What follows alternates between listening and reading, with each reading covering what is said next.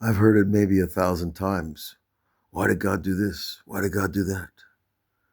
But it's always with a tone of blame. Human beings that can't absorb the pain of what's happening around us blame. We blame anything, but the perfection of the system in which we live. And the perfection of the system is that God is behind everything, and he has traits, he has qualities, just like all of us.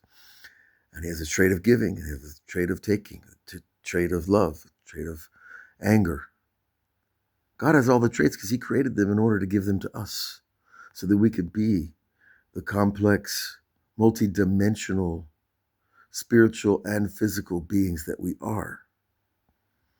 So when we blame God, remember, we're just really saying, I can't handle this.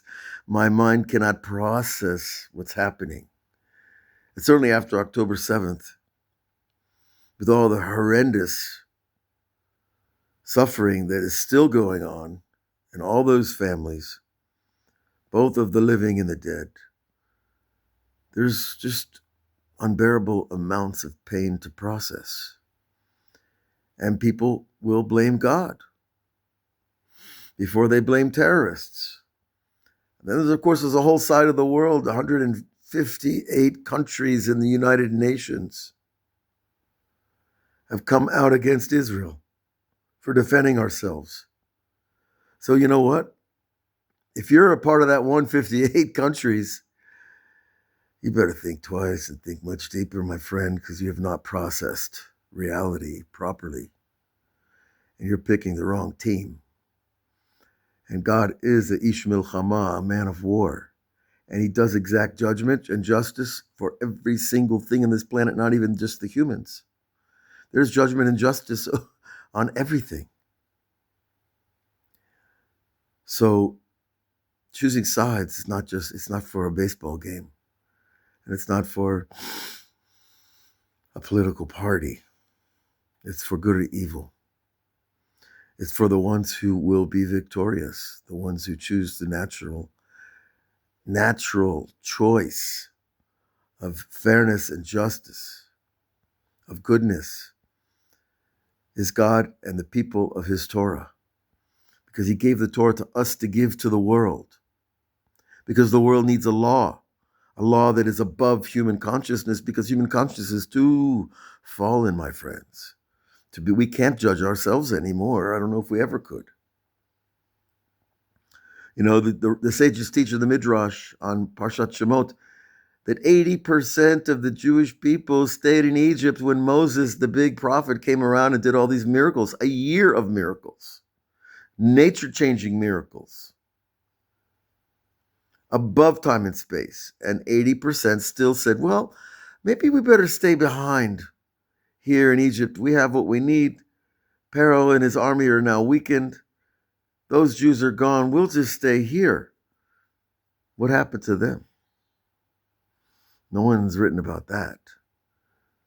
And they'll say, well, Pharaoh's not the same guy he was anymore. He's done tshuva. He's come back. His political party has been weakened, and now people will be more patient, understanding, less judgmental of these problematic slaves that built the pyramids, or at least some of them. Maybe some of them built their own pyramids. But it's pretty hard to leave town when you build your own pyramid. And so there's 80% stayed in Egypt. Why? Because they judged